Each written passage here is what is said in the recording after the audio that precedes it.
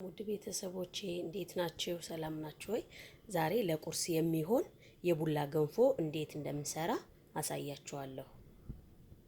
ያቀረብኩትኝ ቡላና ወተት ነው።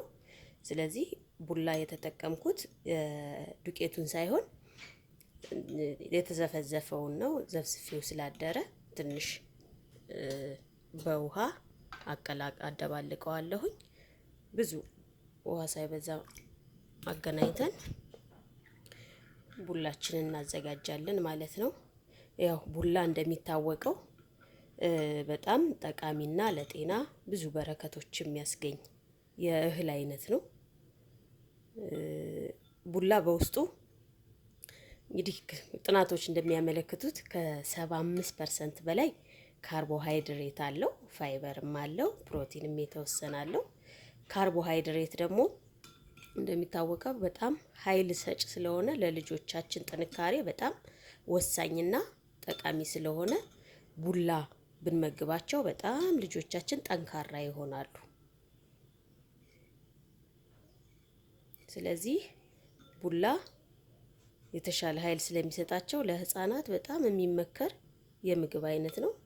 ቁርስ ላይ ብትመግቧቸው በጣም ጥንካሬያቸው በጣም የተሻለ ስለሚሆን እሱን እንድትመግቡ መክራለሁኝ። አሁን ውሃዬን ጥጃለሁ። የተወሰነች ውሃ ስለምጨምር ወተት ቢኖረውም፣ ስለዚህ ውሃዬ ስለፈላ ቡላዬን እየጨመርኩኝ አማስላለሁ ማለት ነው። አሁን ትንሽ ዘግየት ብዬ ወተቱን እየጨመርኩ ነው።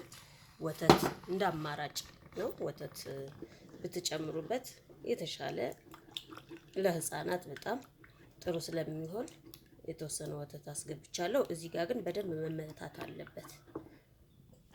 አሁን ወተቱን በደንብ መማሰል ስላለበት እያማሰልኩኝ ነበረ። እያያችሁት ነው።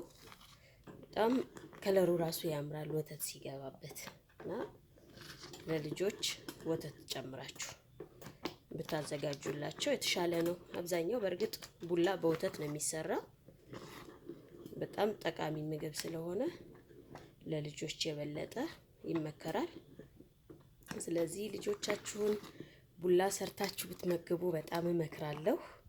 እኔ ለዛሬ ቡላ ነው ለልጄ ቁርስ የማበላው። በተለያየ መንገድ ሊሰራ ይችላል። ለዛሬ እንደዚህ አይነት ከወተት ጋር ቀላቅዬ ነው የሰራሁላችሁ። አሁን እሳት ያው ቡላ ብዙ እሳት አይፈልግም። ስለዚህ የተወሰነ እሳት ከመታው በኋላ አወርደዋለሁ ማለት ነው።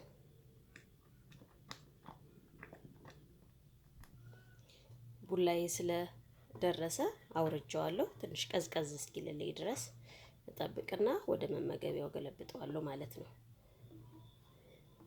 እኔ ዝም ብዬ እንደዚሁ ነው የምሰጠው። ምናልባት አንዳንዴ ግን ትንሽ በርበሬ ብታረጉበት የበለጠ ምናልባት ልጆች ከበርበሬ ማግኘት ያለባቸውን ነገር እንዲያገኙ የተወሰነች ማድረግ የተሻለ ነው። እንዲለምዱም ለማድረግ ትንሽ ብትጨምሩበት አሪፍ ነው ብዬ አስባለሁ። ትንሽ ላቀዝቅዘውና እመለሳለሁ። አሁን ቡላዬ ደርሷል። እንደዚህ ወደ ሳህን ገልብጬ ተመልሻለሁ። አሁን ለልጄ ማብላት ብቻ ነው የሚቀረኝ። አብራችሁኝ ስለነበራችሁ ስለተከታተላችሁኝ አመሰግናለሁ። አስተያየታችሁ አይለየኝ። ሼር፣ ላይክ፣ ኮሜንት አድርጉኝ። ቤተሰብ እንሁን። ሰብስክራይብ ያላረጋችሁ ሰብስክራይብ አድርጉ። በሌላ ስራ እስከምንገናኝ ቻው።